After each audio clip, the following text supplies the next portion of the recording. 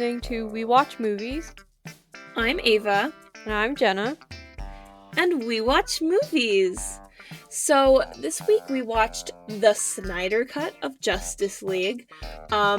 Yes, we spent all 4 hours for the sake of you guys. I remember when I first proposed this, I didn't even tell Jenna what movie it was at first. I just went up to Jenna. I was like, how do you feel about doing a 4-hour long movie? And she was like, what's the movie? So it's, in case you don't know all of the information, the original the original Justice League, I believe, came out in like 2017. And it was kind of bad. No, not kind of bad. It was pretty bad. It was not good. Yeah, people didn't like it. I didn't like it. But the fans were like, no, it's because Zack Snyder couldn't be it wasn't his vision. Because I think I'm not claiming to be an expert on the situation, but I'm pretty sure that what happened was during the filming and production of Justice League the first time, Zack Snyder had to leave the project because I think his daughter passed away, if I'm not mistaken, which is absolutely tragic. And everybody was like, Zack Snyder couldn't bring us his creative vision, and it would have been so much better if he had. So then, with enough push from the audience, eventually they went and did a lot of reshoots and stuff with production, and they made the Snyder Cut, and now it's 4 hours long. And it is significantly better, I will say that. I do still have issues, though. But let's start with Jenna. What did you think? I agree that it is miles better than the original, but it still has a lot of issues that I think are just, like, at the core of this movie, no matter how you did it. Like, there was no way for them to fix these issues unless they, like, completely started over, which was never on the table. Yeah, my main number one issue, and I don't remember having this issue the first time, and I know that they changed, like, the villain stuff. They added, like, a new one or whatever, and a lot of stuff, and I don't know if I just blocked the first one from my memory, or if I just didn't notice, or if it is that changed. But this movie has so many,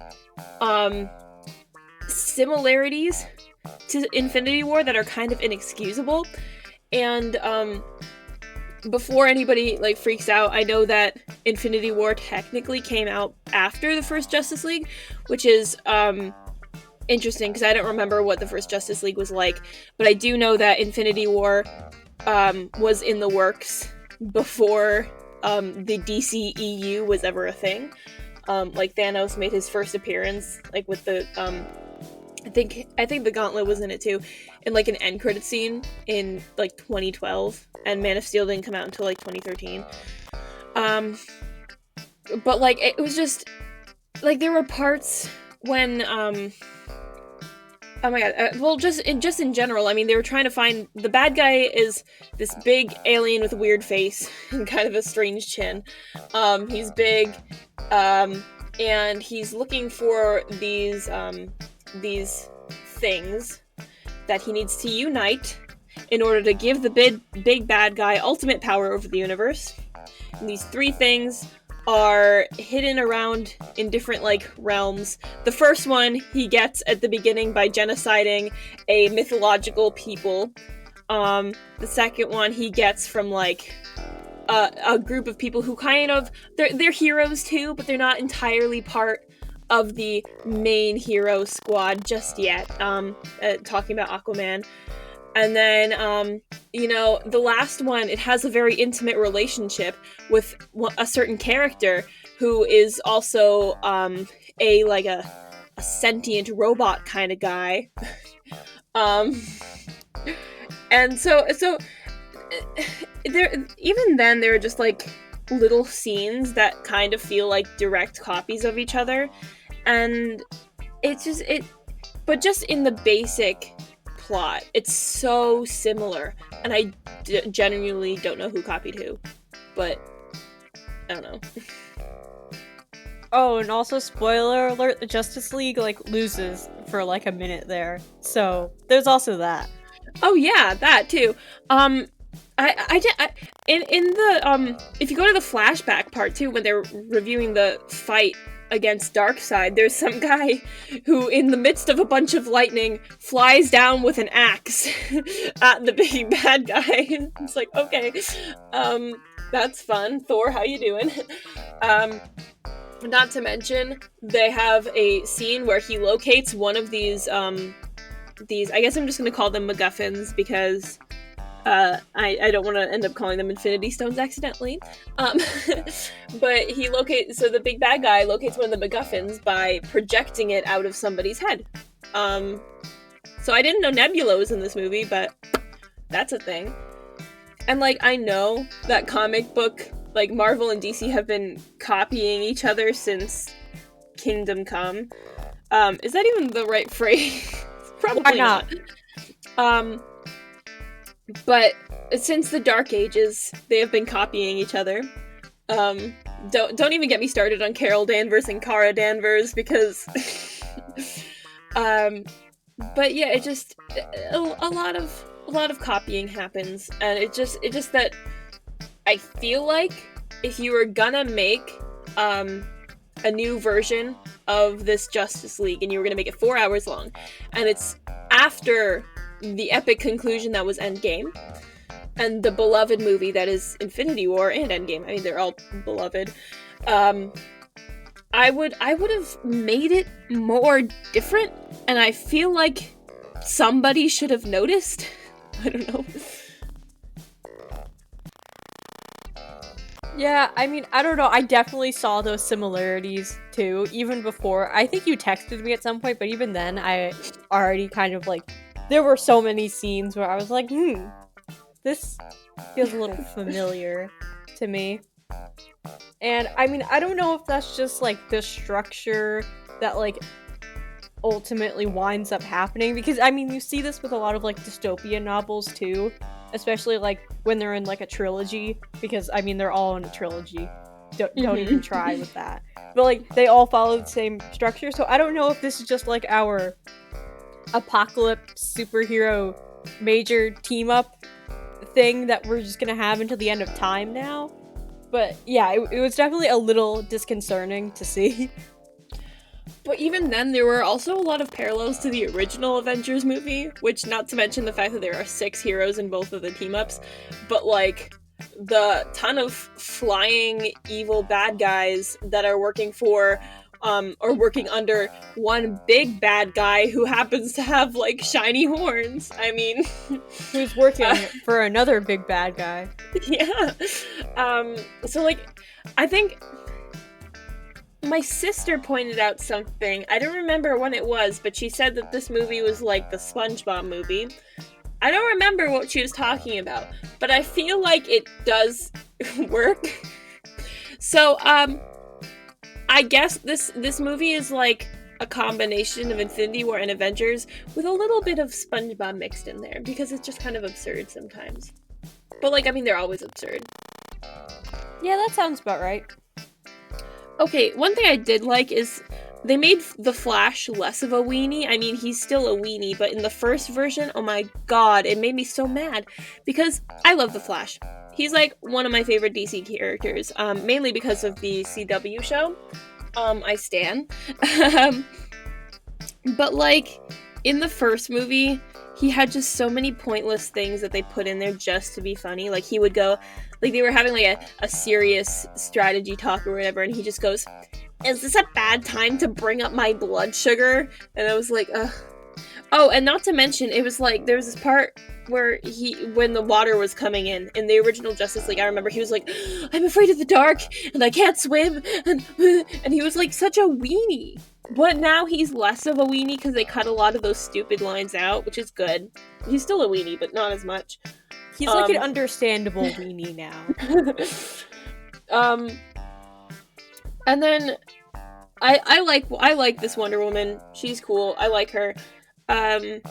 This Superman, I don't really have much to compare him to. I remember watching the original Superman when I was very little and I liked it, but I haven't seen it recently.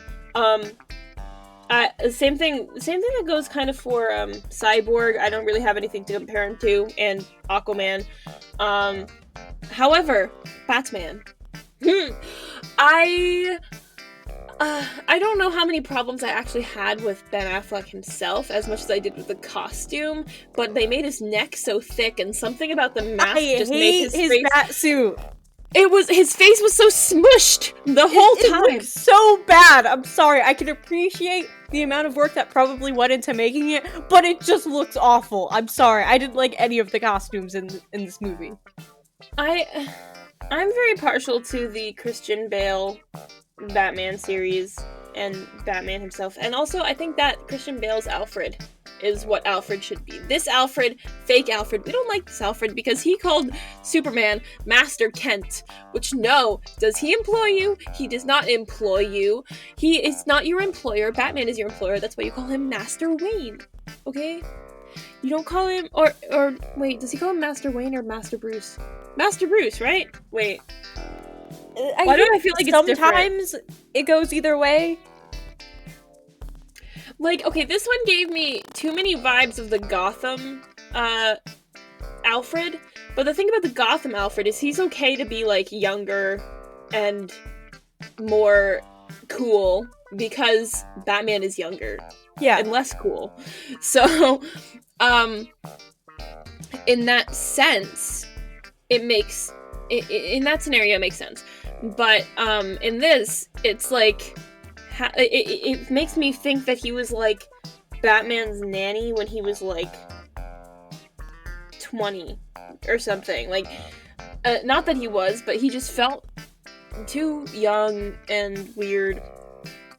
And not to mention just this Batman in general, they really leaned into the only thing that Batman's capable of doing is throwing money around.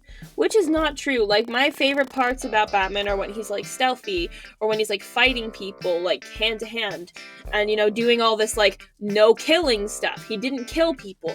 But in this one, all he does is get in big fancy cars and shoot things with, like, grenades or whatever. That's all he does. He doesn't do any Batman stuff, which made me really disappointed.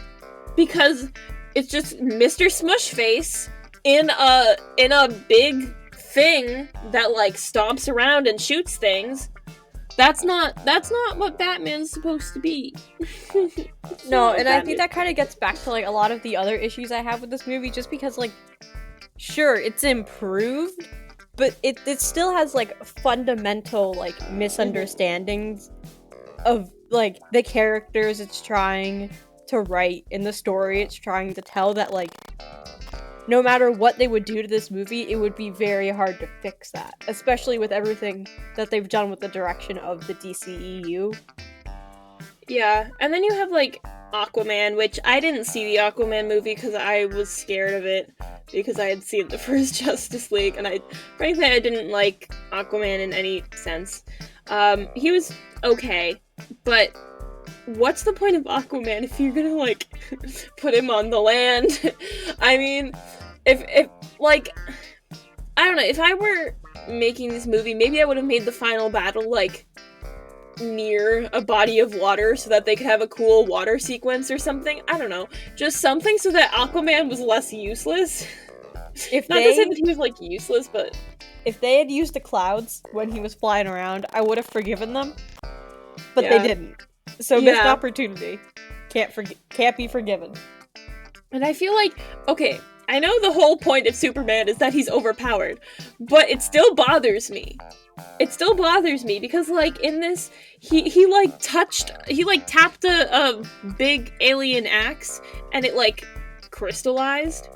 I didn't know that was blew on it, and it turned into ice, and then he smacked it, and it crumbled. Okay.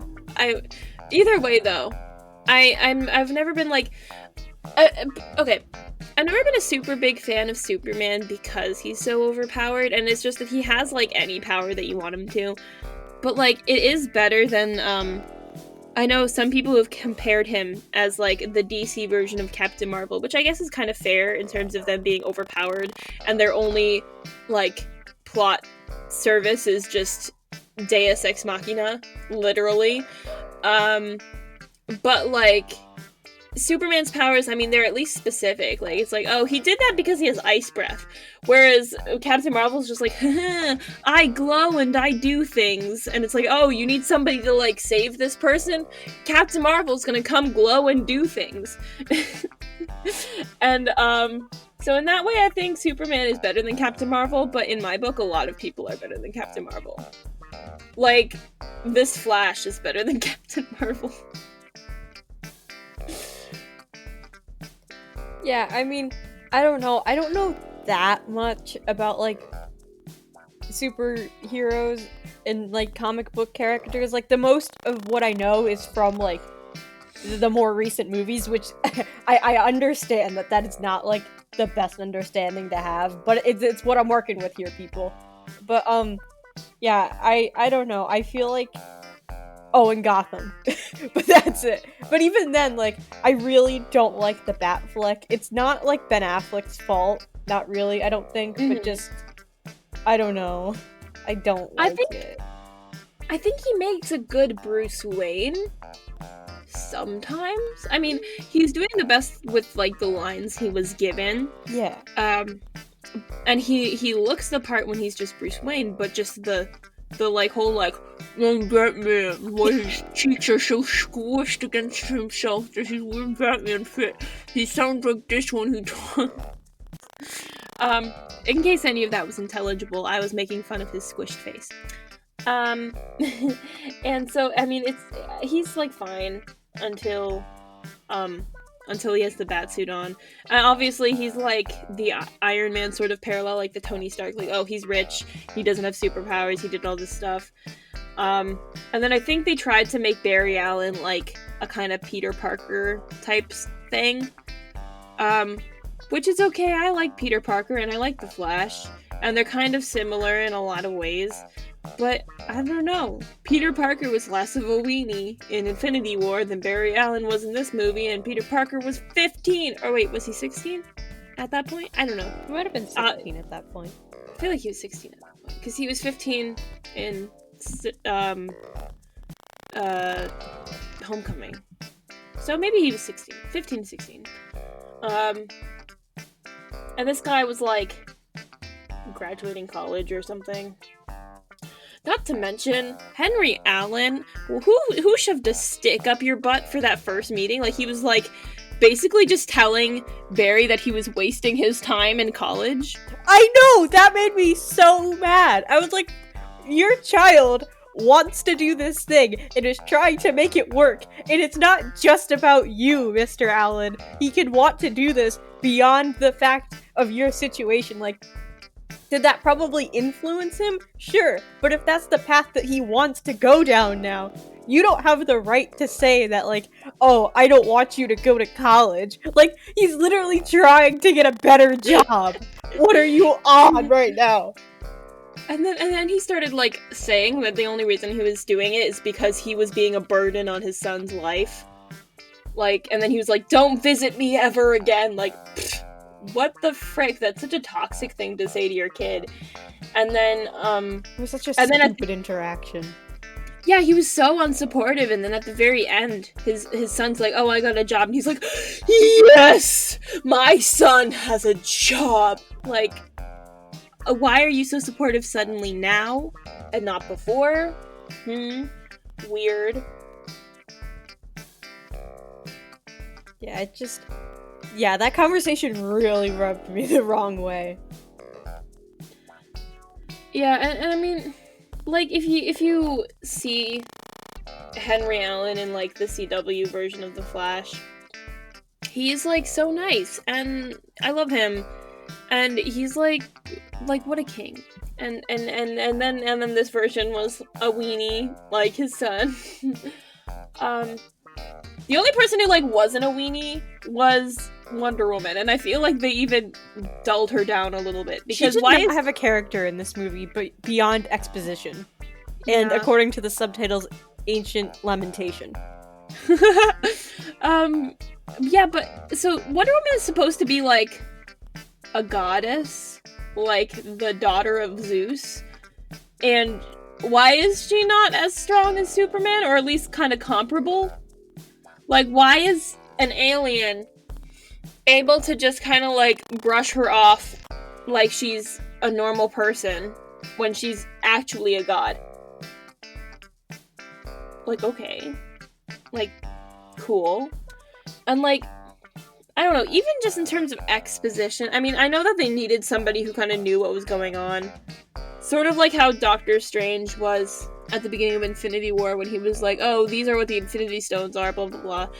And if anybody would know about this, it would be her, because she knows more ancient history than anybody, even just from her job, not from her, like, her upbringing. But, like, still. And then, like, the whole thing with the Amazons, it's like, I don't know why there wasn't any evidence of this genocide in her second movie, but that's okay. And then, wait, no. She wasn't there when she was an adult in the second movie, was she? I don't know. But anyways, that scene where, like, Steppenwolf came in with all his parademons, in terms of what that was similar to, that was like, what scene was that exactly like? That was exactly like the scene in Bug's Life, when Hopper and his goons come smashing into the anthill and they're like, where are our seeds? And the ants are like, we don't have your seeds. It looked exactly the same. I'm like, it's exactly the same. Okay. The same. Okay, Ava. No, and if we're talking about things that kind of, like, bothered us, I don't have a problem with, like, certain stylistic choices in a movie. Like, I can appreciate that you're going for something, but that doesn't mean I have to enjoy them.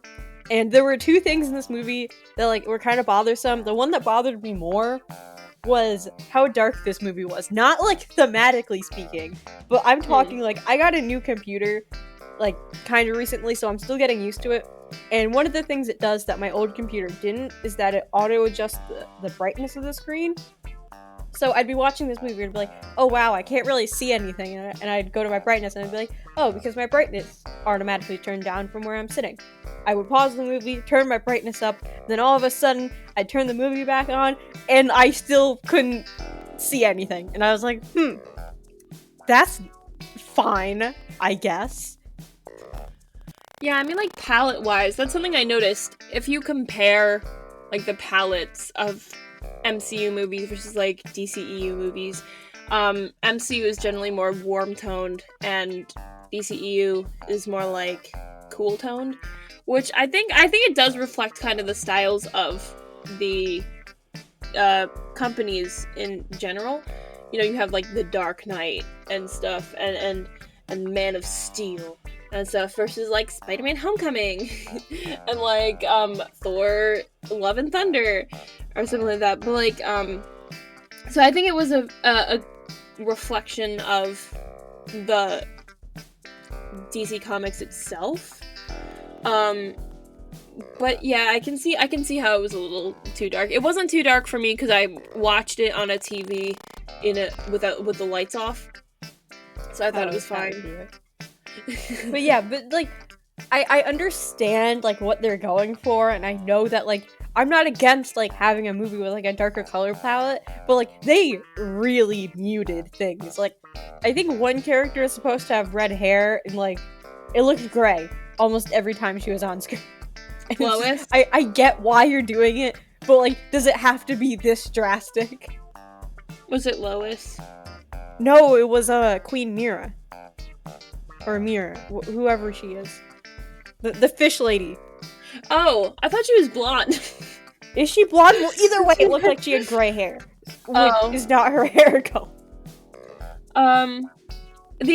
So the other thing is they had it in a 4:3 aspect ratio, which is, I didn't mind it. I kind of tuned it out after a while. I just don't understand why. I don't get it. I looked it up and I still didn't understand why they wanted it to be square.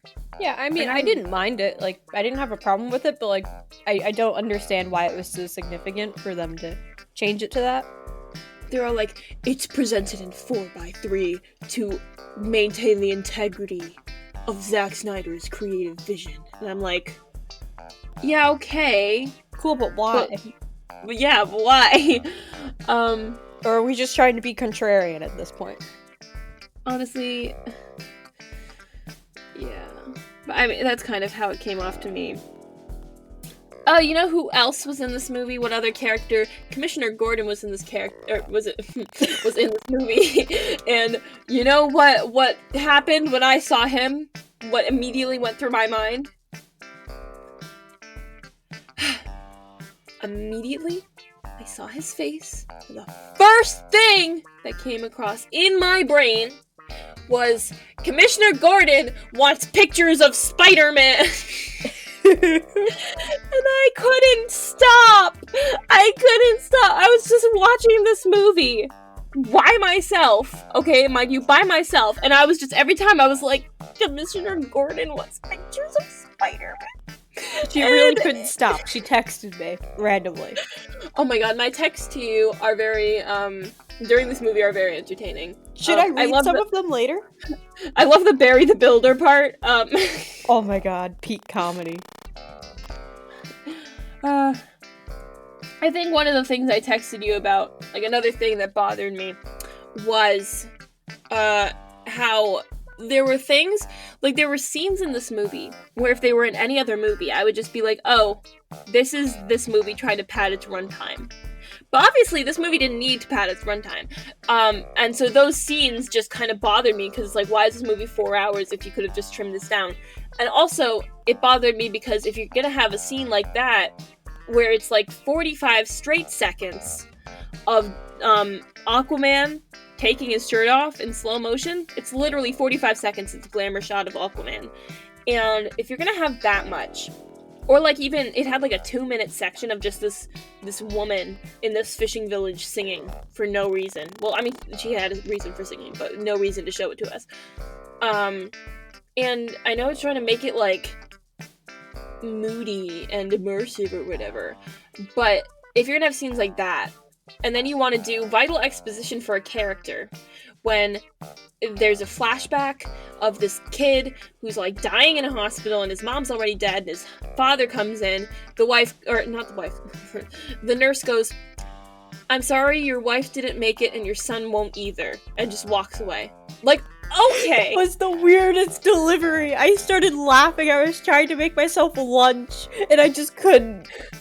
And then he goes to his son and he's like, I will save you, and I won't stop at anything, I will save you. Like, why are you rushing dialogue? That part was so bad. In a 4-hour movie. Like, I mean, at this point, there's no reason to just take your sweet time. Like, I mean, I sat here for days watching this 4-hour movie. Like, at that point, you're just beyond reasonability. Do whatever. Yeah, and then of course that guy who was talking to his son then went on to make Vision, and everything was better. Oh my god, I need to separate these two in my brain, but I don't know if I'm gonna be able to. This movie was 4 hours long because Zack Snyder loves slow-mo. And again, I don't have a problem with, like, movies having, like, a certain, like, specific style. In fact, I really enjoy when movies have that. But I also have to ask how much slow-mo is enough slow-mo, because this movie definitely pushes the limit of how much can kill a person. Yeah, it was very cinematic, and I mean, like, what is the word? It's when you're talking about, like, the environment, or not the environment, oh my god. Atmosphere. Yeah, atmosphere. The atmosphere was very well done, I thought, throughout the whole thing. That's one thing I did like. It was very consistent. I liked that too. That they shot. I thought it was pretty, except for, at the very end, Batman's house. Here's how I would describe his house. So, you know how when you have graham crackers, and they come in those... that's what you meant! I get it now! If you have a graham cracker, it's like a rectangle, and you break it in half to make your s'more, right? So, imagine you didn't break it in half, and you just made a s'more with 2 of those graham crackers.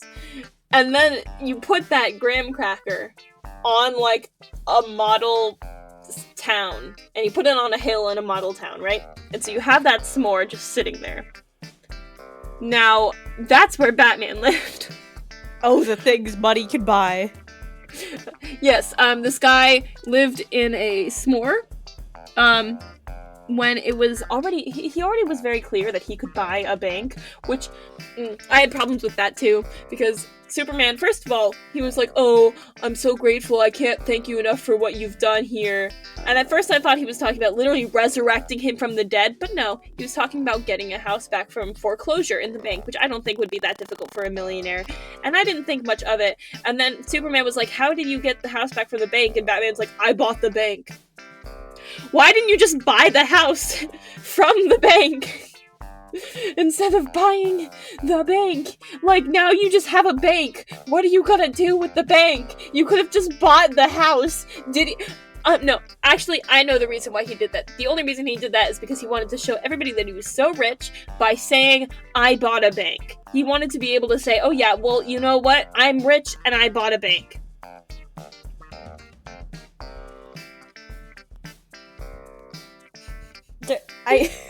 There's really, like, nothing, like, I don't know why they had such a need to keep telling us that Batman is rich. Every time they had the opportunity, they were like, Batman's rich. And it's like, I know, that's literally a part of his character. That's not the only part of his character, but, like, I know. Can we move on? Yeah, but they kind of made the characters, like, more one-dimensional than usual. Like, they made Wonder Woman, expository, ancient knowledge person. They made Batman rich guy, which he's so much more than just rich guy. They made Aquaman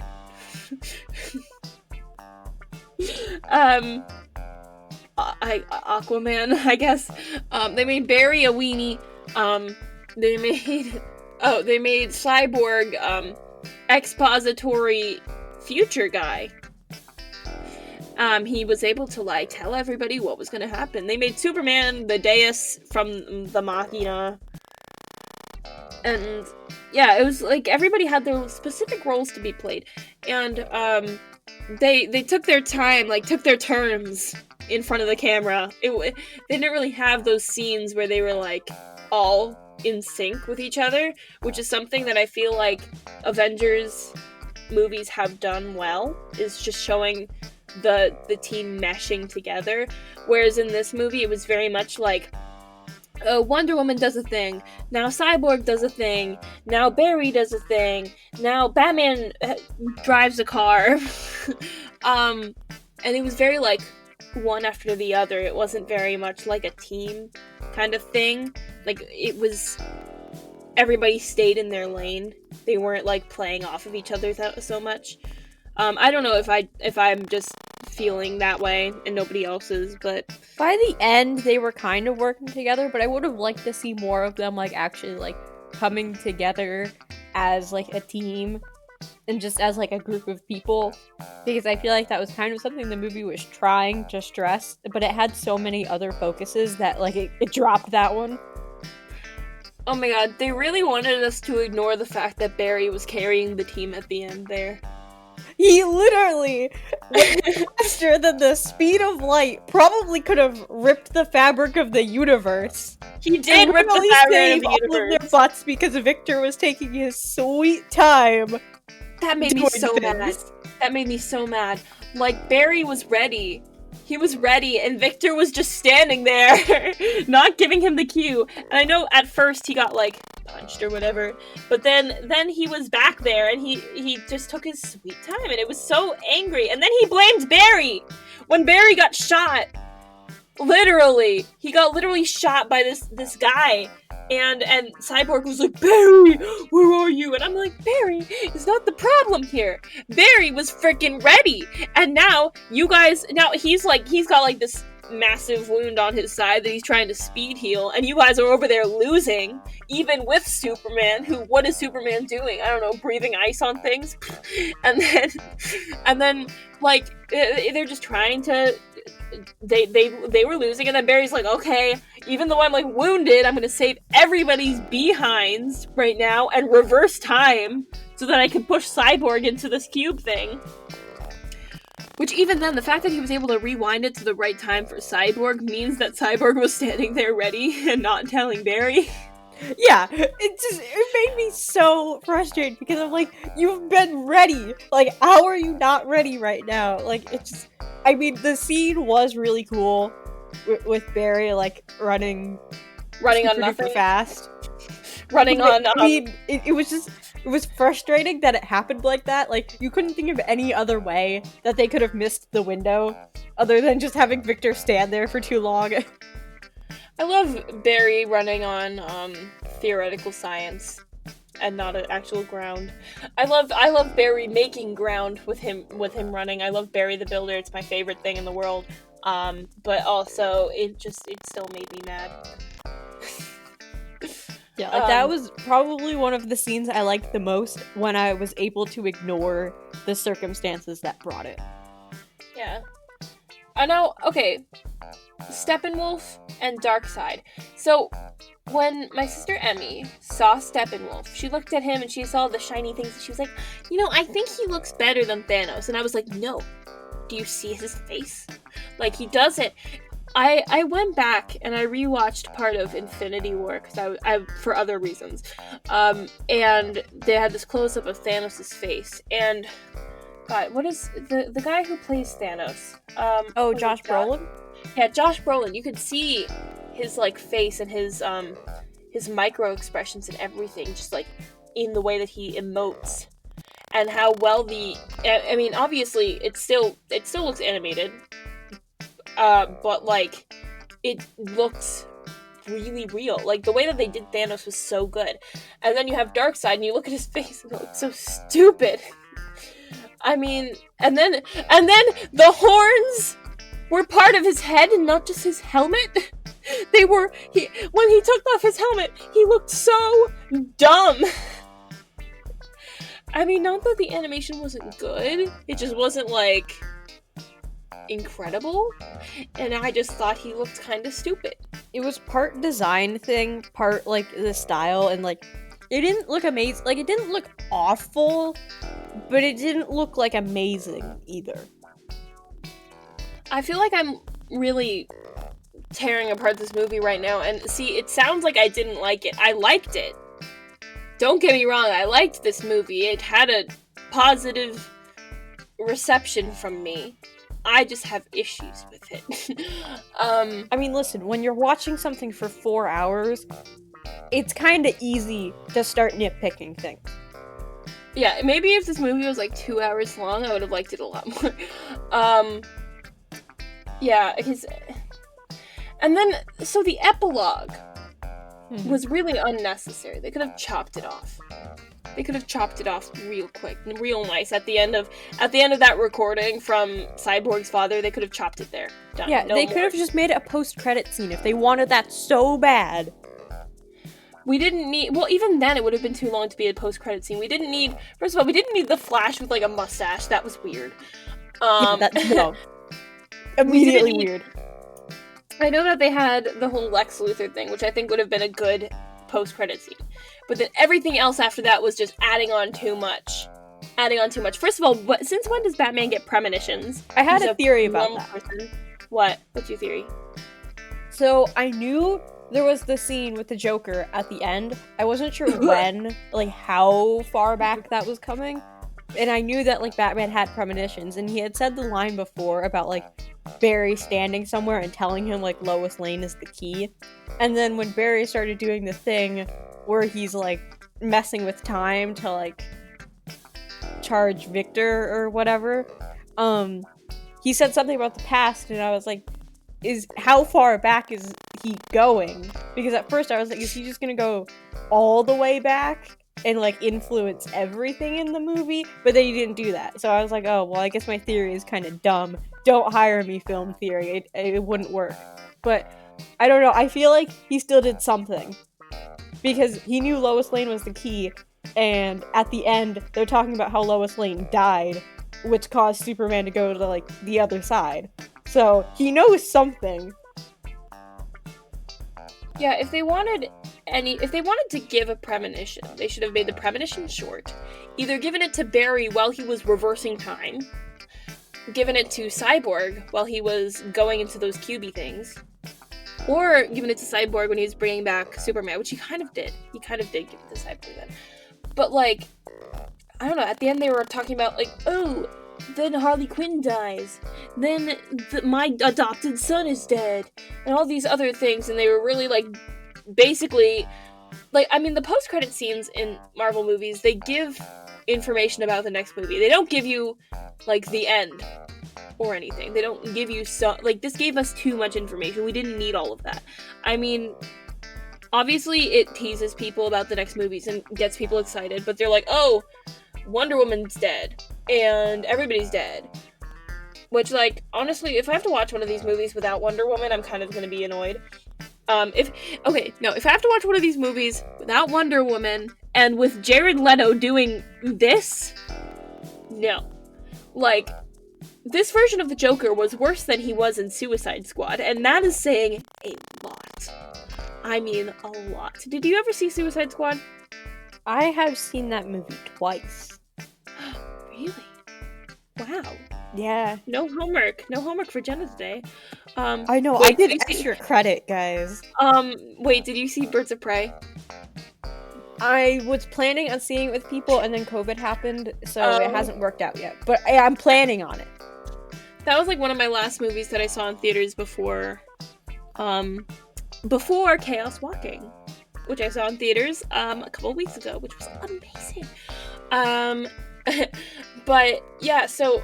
I know they're making, like, The Suicide Squad, which, I don't like that they named it The Suicide Squad when they have a movie called Suicide Squad. I know they're trying to be Enlom, sorry.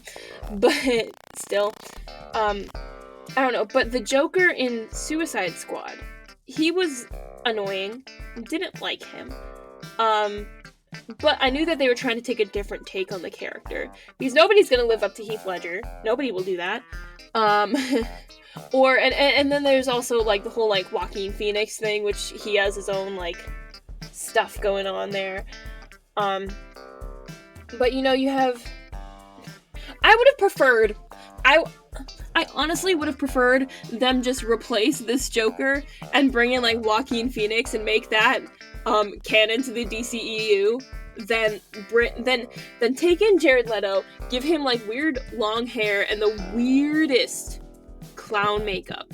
I know that the Joker has clown makeup, but who's gonna give a prisoner clown makeup while he's literally restrained in a prison uniform and also wear his tattoos? I mean, I didn't like his tattoos, but he can't just not have tattoos now. That's weird. Yeah, I don't know. Like, the premonition was definitely weird. And, I mean, I don't even know if the premonition thing is, like, even gonna be a thing, because, like, is the DCEU, like, still existing? Like, that premonition was only to serve, like, a sequel that might not even happen. Well, so they're gonna have, I don't know if The Batman is part of the DCEU or not. I'm excited for that one, though. They're gonna have the Riddler, that's cool.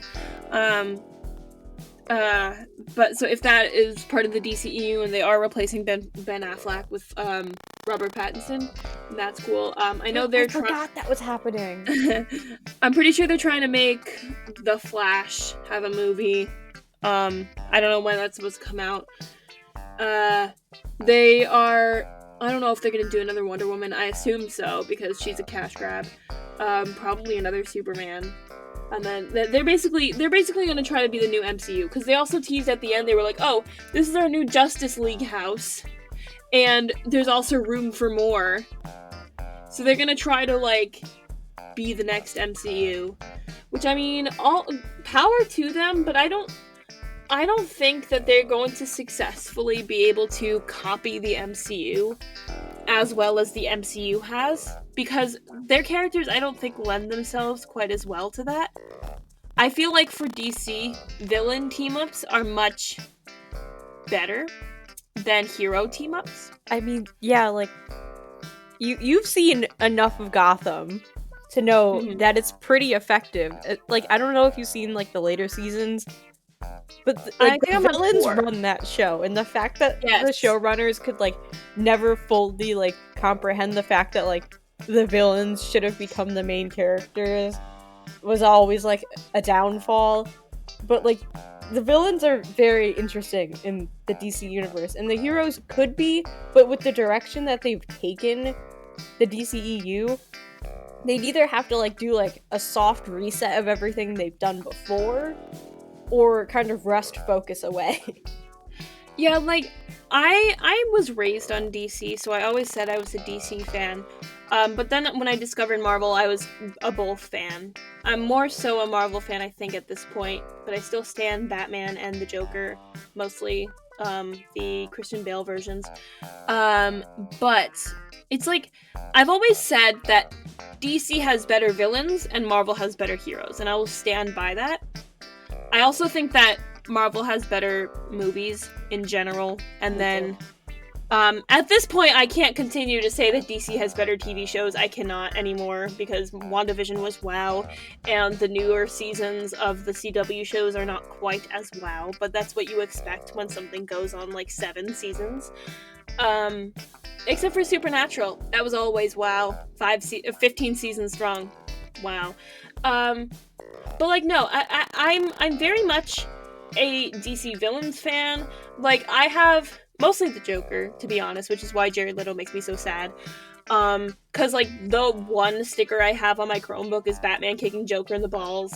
I have a poster of Heath Ledger's Joker on my wall. It's very big. I have a smaller poster that's a movie print from Dark Knight, and it's Heath Ledger's Joker.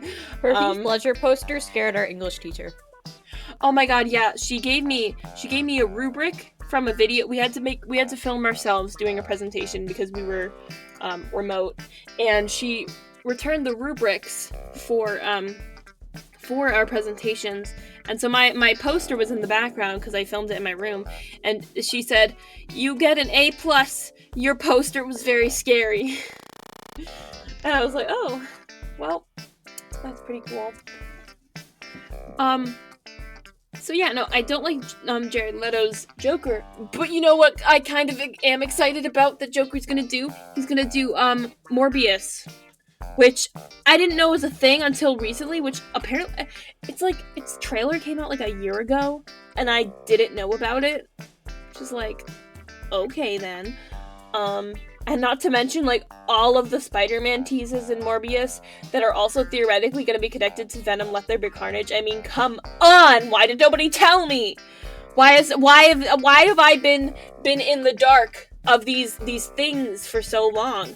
Like, if you're gonna have Michael Keaton's Vulture at the end of your trailer, why did nobody tell me? Upsetting.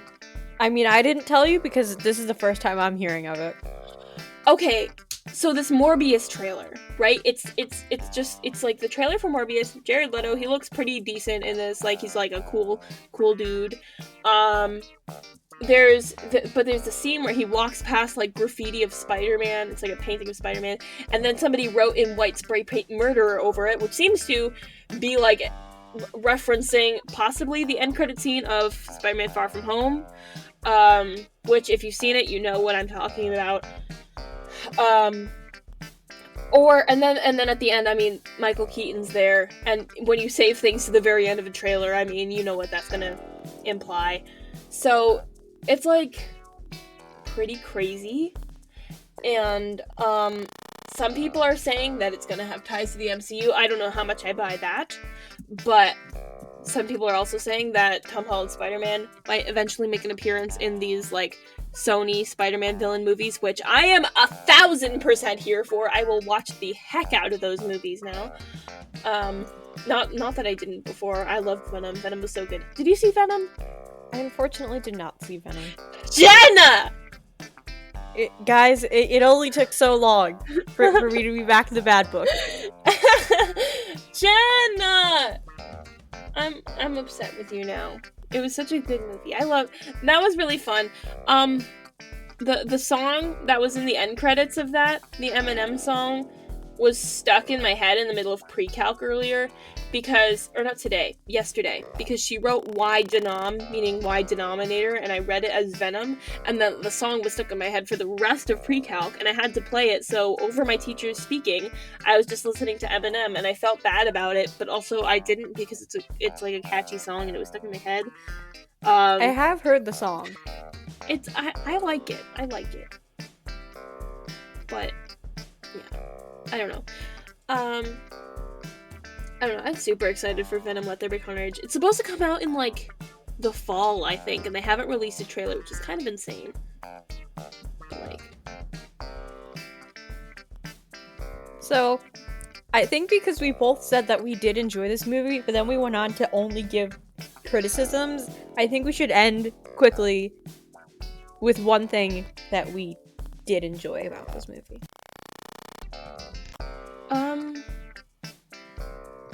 What did I enjoy about this movie? I know I enjoyed it, I just don't know what I enjoyed about it. Hey Jenna, can you go first? Sure. Wait! Something bad I forgot to bring up. Oh, go for it. I can't believe I forgot to bring it up.